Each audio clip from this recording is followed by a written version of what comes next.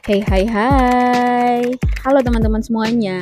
Setelah kamu baca atau mungkin kamu pernah nonton ya berbagai macam artikel mengenai perencanaan keuangan, pasti teman-teman sudah familiar dong dengan istilah dana darurat. Nah, dana darurat adalah dana yang disimpan untuk keadaan darurat, baik itu untuk kecelakaan, kerusakan rumah, atau bahkan ketika terjadi pemutusan hubungan kerja atau PHK secara mendadak. Kenapa sih kita harus punya dana darurat? Nah, ada beberapa manfaat yang bisa kita dapatkan ketika kita memiliki dana darurat. Yang pertama yaitu kita tidak kebingungan mencari uang tunai dalam jumlah yang besar ya. Dan yang kedua, kita itu tidak kehilangan momentum. Yang dimaksud dengan kehilangan momentum di sini adalah dana darurat yang kita miliki jika suatu saat kita perlukan itu bisa jadi jalan keluar ketika ada penawaran atau kesempatan langka yang membutuhkan sejumlah dana dalam jangka waktu yang singkat. Contohnya kayak ada penawaran properti gitu ya dengan harga yang sangat menarik dan unitnya itu sangat terbatas ya. Gitu ya. Contohnya kayak misalkan nih ya, ada tetangga yang tiba-tiba jual tanah gitu ya, jual toko lokasinya strategis banget kayak di pinggir jalan, terus rame, dekat perkantoran. Pokoknya yang bagus banget lah lokasinya ya. Jadi kayak wah sayang banget nih kalau misalkan nggak diambil gitu ya. Jadi kalau kita punya dana darurat bisa dong langsung diambil untuk membeli aset properti tersebut. Terus yang berikutnya yaitu dana investasinya tidak tergerus. Manfaat selanjutnya yaitu dana cadangan untuk antisipasi kerugian sehingga kita tidak perlu menggadaikan apapun untuk mencari pinjaman ya. Dan yang terakhir adalah dana darurat itu membuat hidup kita menjadi lebih tenang dan juga lebih terjamin. Terus berapa besar dana yang dibutuhkan untuk dana darurat? Oke, seperti ini ya perhitungannya ya teman-teman. Perhitungan untuk berapa besaran dana yang perlu dikeluarkan untuk dana darurat adalah untuk mereka yang masih single atau misalkan tidak punya tanggungan adalah sebesar 3 sampai dengan 6 kali gaji yang dimiliki atau pengeluaran kita setiap bulan gitu ya.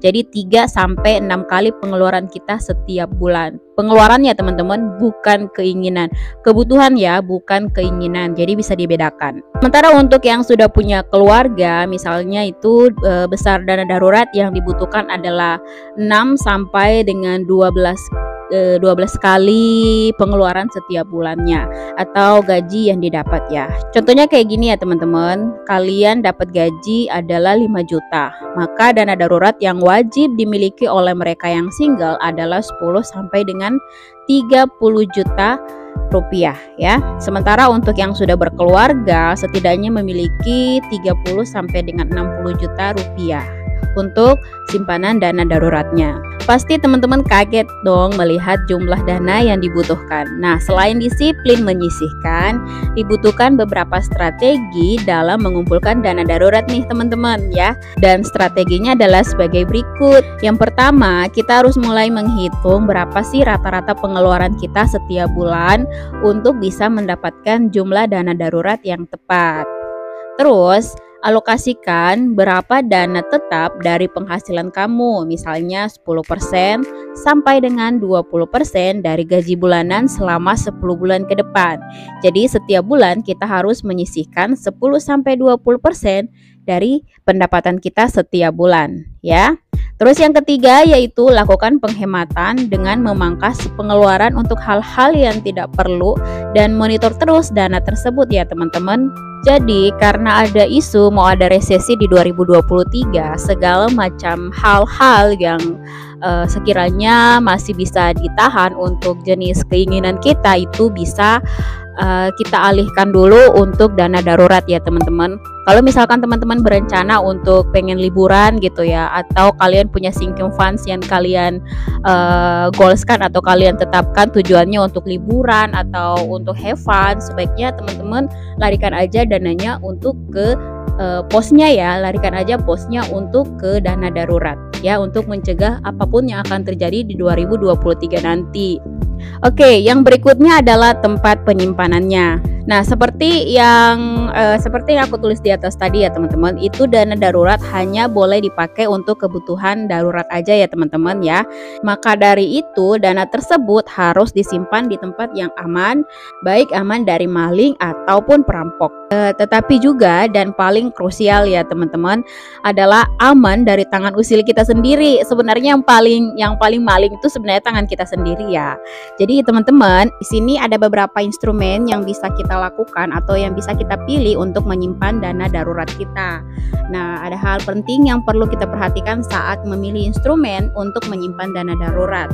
Instrumen yang kita pilih itu sifatnya aman ya, mudah diakses dan mudah dicairkan atau liquid gitu.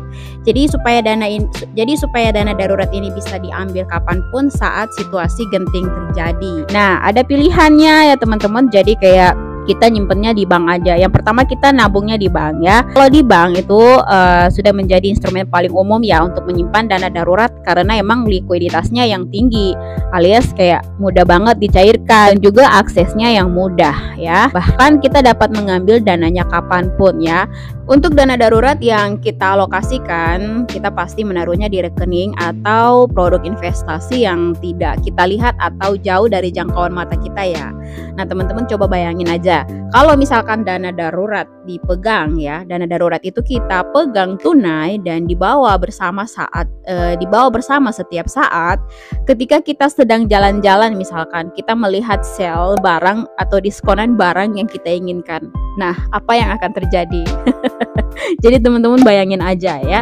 Pasti kita langsung impulsif ya, karena kita memiliki uang tunai yang bisa kita lihat. Dengan menjauhkan uang kita dari jangkauan mata gitu ya, jadi kita nggak bisa menghabiskannya secara impulsif lagi ya teman-teman. Kita bisa menyimpannya di rekening yang terpisah, atau mungkin kita membuatkan satu rekening yang emang nggak usah pakai ATM lah ya. Jadi agak susah untuk menariknya gitu ya, agak ribet, bukan susah tapi ribet urusannya gitu. Yang berikutnya yaitu deposito. Deposito dapat digunakan sebagai instrumen untuk menempatkan sebagian dana darurat kita ya, sebab deposito merupakan salah satu jenis investasi yang risikonya rendah. Hasil bunga yang diterima bisa digunakan untuk menambah porsi dana darurat kita juga. Jadi jika teman-teman berminat untuk menempatkannya di deposito, disarankan untuk memilih deposito dalam jangka waktu pendek seperti 1 bulan ya. Oke, yang berikutnya itu ada reksadana pasar uang. Nah, ini bisa jadi pilihan yang ideal loh untuk mengumpulkan maupun menempatkan sebagian dana darurat teman-teman. Soalnya untuk di reksadana pasar uang ini merupakan jenis reksadana yang paling rendah resikonya dibanding dengan reksadana obligasi ataupun reksadana saham ya. Untuk pergerakan reksadana pasar uang pun itu juga cenderung stabil meningkat, karena berisikan produk keuangan seperti deposito serta surat utang atau obligasi dengan jangka waktu yang kurang dari 1 tahun. Asiknya juga di reksadana pasar uang ini memiliki likuiditas yang tinggi juga ya teman-teman, sama kayak bank juga, sehingga kita bisa melakukan pencairannya itu kapan aja tanpa dikenakan biaya penalti dengan proses pencairan paling lambat itu 3 hari kerja ya. Potensi imbal hasil dari reksadana pasar uang juga lebih tinggi dibandingkan dengan bunga deposito dan gak ada pajak tentunya. Jadi potensi keuntungan yang diperoleh itu bisa nambahin buat dana darurat kita ya.